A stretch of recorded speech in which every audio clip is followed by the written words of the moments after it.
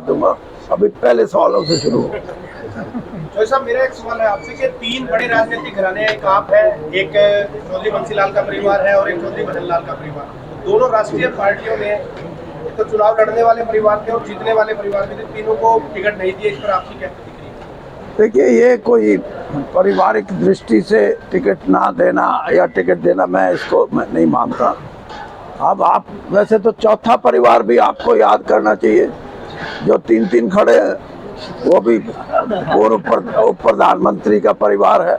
और एक और परिवार है पंडित भगवत दयाल शर्मा का, वो भी परिवार है। उनके भी इच्छाएं होती हैं। एक तो मेरे को पता है उनकी बेटी की बेटी है, बहुत इच्छुक है वो राजनीति में। और पंडित चिरंजीवी लाल का देख लो, 4 बार के सांसद हैं उनके। तो पारिवारिक दृष्टि से किसी को टिकट देना ना देना ये कोई ज़रूरी नहीं है। लेकिन ये ठीक है कि बृजेंद्र सिंह सांसद, और वो भी हिसार से, और वो भी ऐसी स्थिति में जब सारी राजनीतिक जो सोच के जो लोग राजनीति को इस दृष्टिकोण से देखते हैं कि कंफर्टेबल राजनीति कहाँ रहेगी, वो सब बीजेपी। एक सांसद ऐसा भी है जिसने बीजेपी को छोड़ के और कांग्रेस की तरफ आने की बात करी, और वो भी सैद्धांतिक रूप से। और जो अभी एक सवाल था, इससे भी आप अंदाज़ा लगा सकते हो कि अमित शाह जी से क्यों नहीं मिले जाए, जबकि वो तो नंबर 2 का पावरफुल आदमी है। तो ये वैचारिक बात है, और वैचारिक बात मेरे को भी ये नज़र आता था कि थोड़ा बहुत फ़र्क होगा। जो विचारधारा है ये तो पहले से पता था, लेकिन आहिस्ता आहिस्ता एडजस्टमेंट हो जाएगी। लेकिन बहुत बड़ा फ़र्क है, और सबसे बड़ा फ़र्क ये है कि धर्म के नाम पे और जाति के नाम पे देश को बांटने की अगर कोई राजनीतिक दल, और वो भी रूलिंग पार्टी, मैं ऐसी परिस्थिति में ये समझता हूँ कि देश के प्रजातंत्र को और देश का लोकतंत्र, प्रजातंत्र और जो पार्लियामेंट्री डेमोक्रेसी जिसको हम कहते हैं, वो क्या है भाई बताना? जन गण मन अधिनायक, dictatorship of the common man. यहाँ डिक्टेटरशिप की परिभाषा बदलने की कोशिश हो रही है। तो सब डिक्टेटर का जब जिक्र आता है तो 2 जिक्र आते हैं। एक इंदिरा गांधी का इमरजेंसी लगाई थी, एक नरेंद्र मोदी का था। विपक्ष कहता है कि ये बिल्कुल तानाशाह है डिक्टेटर। तो आपने दोनों के साथ 10 साल आप यहाँ रहे, पूरी आपकी राजनीति को में, तो आप क्या मानते हैं कि डिफरेंस क्या है? देखिए, उस डिक्टेटरशिप को नहीं आप डिक्टेटरशिप कह सकते। वो ये था कि how prime minister is prominently ruling the country. मतलब प्राइम मिनिस्टर इंदिरा गांधी की एक छाप थी कि वो मजबूती से राज करती है। यहाँ मजबूती के राज करने के इरादे नहीं हैं।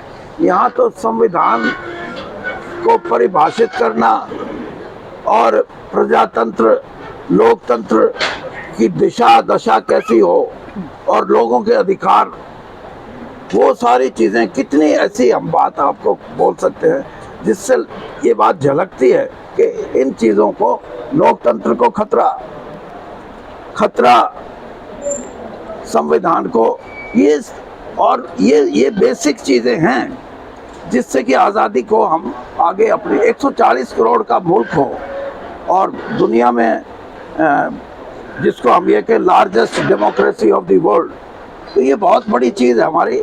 और हम इस चीज़ को मजबूत रखने के लिए, बेशक हम विपक्ष में भी हों, लेकिन विपक्ष भी उतना ही मजबूत होना चाहिए। और कल अगर हमारी ये उम्मीद है कि जो इंडिया का जो गठबंधन है, वो जैसे मैंने अपने भाषण में भी कहा कि ग्रेजुअली, आहिस्ता आहिस्ता लोग भारतीय जनता पार्टी से इंडिया गठबंधन की तरफ, या भारतीय जनता पार्टी को वोट ना देने की जो प्रक्रिया है लोगों के मन में, वो चल रही है।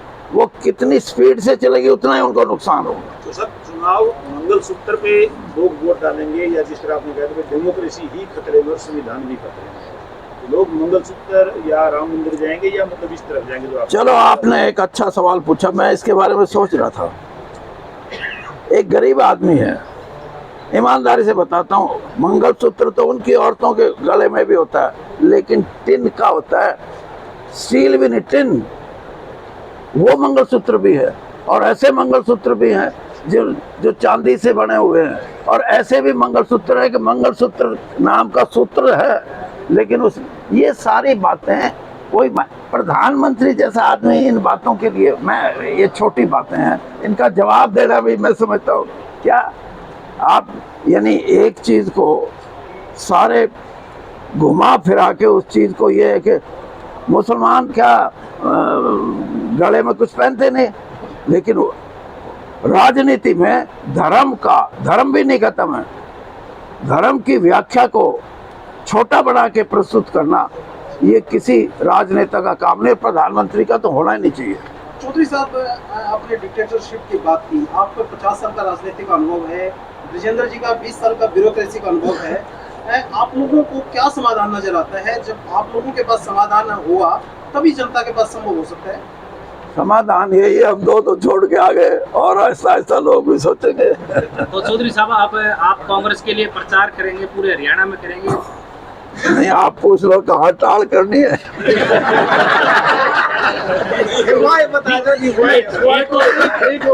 मेरा सीधा एक और बात की, आपकी रोड रोलर की चंडीगढ़ की तरफ जाने के लिए उसमें रोडे थे, रोडे अपने वाले हैं, आउटर भी दोनों रोडे। अब ये जो है ना, ये आपने व्याख्या करनी है। मैंने तो रोडे बताए हैं, और मैं अब भी यही बात कर रहा हूँ कि मेरा सोच का हिस्सा है, मैं उसको कुछ हद तक, मैं ये भी नहीं कहता कि मैं पूरे रूप से पूरा कर दूंगा, लेकिन हरियाणा के अंदर वर्कर को इनिशिएटिव लेना वो मैं कर सकता हूँ, और उस इनिशिएटिव से आम साधारण वोटर को अपने साथ जोड़ना, ये प्रक्रिया मैं सिर्फ पार्लियामेंट के इलेक्शन की बात नहीं, असेंबली इलेक्शन तक इस पे मैं जोर दूंगा। और कम से कम 20-22 ऐसे हल्के हैं यहाँ, जिसको मैं मध्य हरियाणा बोल लो या कुछ बोल दो, यहाँ अब जैसे लोकसभा के 9 हल्के हिसार के 9 के 9 में कांग्रेस है ही नहीं। एक आदमी जो जीता था वो कांग्रेस को छोड़ गया, और वो भी जीतने की प्रक्रिया कैसी थी, क्यों थी? कांग्रेस बीजेपी ने जिस तरह अपनी टिकट आखिरी वक्त में अपनी सोच के हिसाब से टिकट नहीं दी, वो भी एक कारण था कांग्रेस का जीतने का। तो यहाँ कांग्रेस को मजबूती देना इसलिए ज़रूरी है कि इस इलाके के अंदर हम अगर कांग्रेस को मजबूती देंगे तो यहाँ की जो राजनीतिक जो एक वैक्यूम है, वो वैक्यूम ख़त्म करना ज़रूरी है। और इसमें शैलजा जी का भी काफ़ी योगदान हो सकता है, और रणदीप सिंह जी का भी अच्छा, क्योंकि वो भी इसी इलाके से हैं। और मैं ये भी कोशिश करूँगा, अब मेरी कितनी चलेगी वो मालिक को ज़्यादा पता है, कि भूपेंद्र सिंह हुड्डा जी का और इन सभी साथियों का और मैं खुद, हम इकट्ठा जुड़ के चलेंगे तो कांग्रेस यहाँ सत्ता में भी आएगी और लोगों को उसका फ़ायदा भी होगा।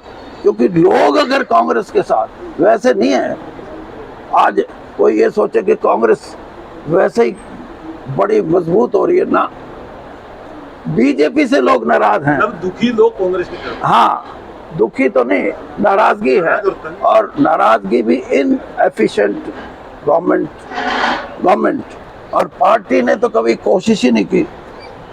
पार्टी का जो कार्यकर्ता है वो आज लड़ने का उसके अंदर जज्बा नहीं, और जज्बा इसलिए नहीं, किसी का आज तक 10 साल में किसी का बच्चा कोई नौकरी नहीं लगाया।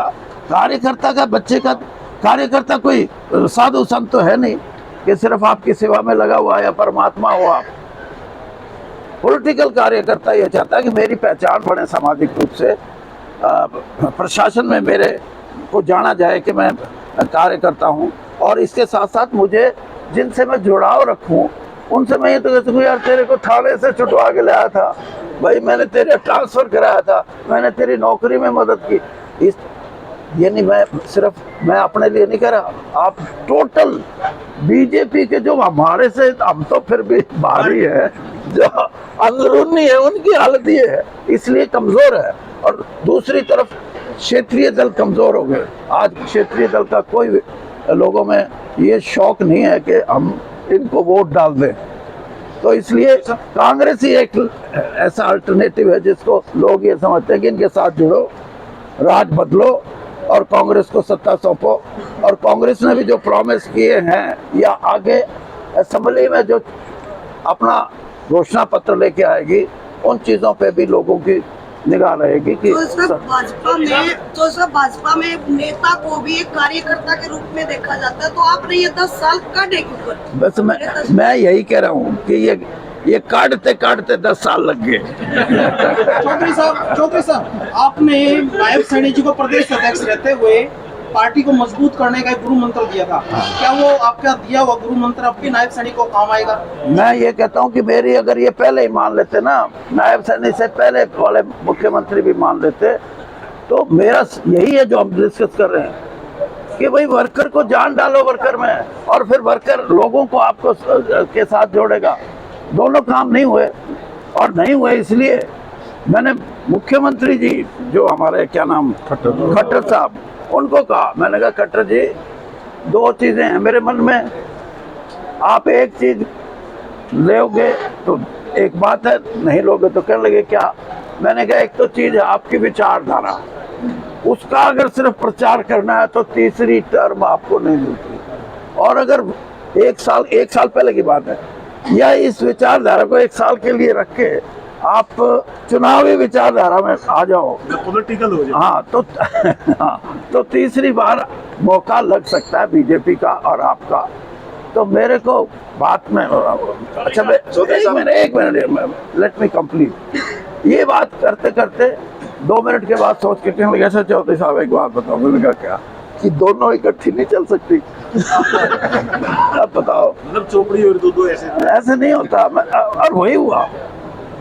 चौधरी साहब, आप ने निशाना साधा है टिकट ना मिलने पर, वीरेंद्र परिवार ना घर का रहा ना बाहर। कौन कह रहा है? अब तो दुष्यंत से पूछ लो आप कहाँ के रहे हो। चौधरी साहब, आप राजनीति का आपको ज्योतिषी कहते हैं, तो क्या भविष्यवाणी रहेगी अब? मेरी भविष्यवाणी यही है कि 1 महीना है चुनाव, 1 से भी ज्यादा है।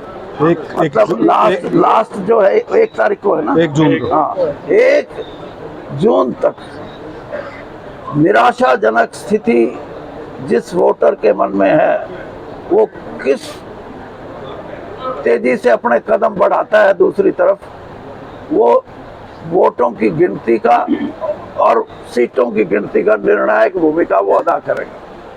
तो सब सत्तावर नेता कहते हैं कि वही कांग्रेस है, कांग्रेस भी वही है, उसके बारे में क्या प्रतिक्रिया? ज्यादातर टिकटें उन्हीं के अनुशंसा पे दी गई है। इनकी बात आप क्या कह रहे थे? मैं ये कह रहा हूँ कि एक जो पावरफुल नेता अपने आप को समझते हैं हरियाणा के अंदर, वो कह रहे हैं कि कांग्रेस भी मैं ही हूँ और मैं ही कांग्रेस हूँ। तो इस पर क्या प्रतिक्रिया? किसने कहा? किसका नाम ले फिर बताता हूँ। कब कहा? तो बोले कितनी बार आ चुका है? नहीं, ऐसा नहीं।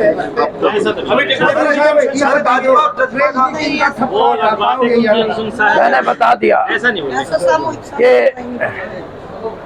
नई सड़क बनने लग रही है। 152D थी ना, ये क्या नंबर है? हाँ, हमारी भी बन रही है। एक बन रही है 65D टू चंडीगढ़। मेरे मतलब मेरे देहात से D फॉर देहात और C फॉर चंडीगढ़, D से C पे जाएगी, और कम से कम 65 लोग कांग्रेस के जीतेंगे। क्या आपने देखो? अभी मैं एक अजय और अजय भाई बेल्ट बंद दिया आपको। मैं एक मिनट मेरी सुन लो, फिर बेल्ट की इसी में सप्लीमेंट कर दूंगा। राजनीति जैसे राजनीति सरकारी नौकरी नहीं है कि भाई आप 60 के बाद नहीं करते। अरे यार, मेरी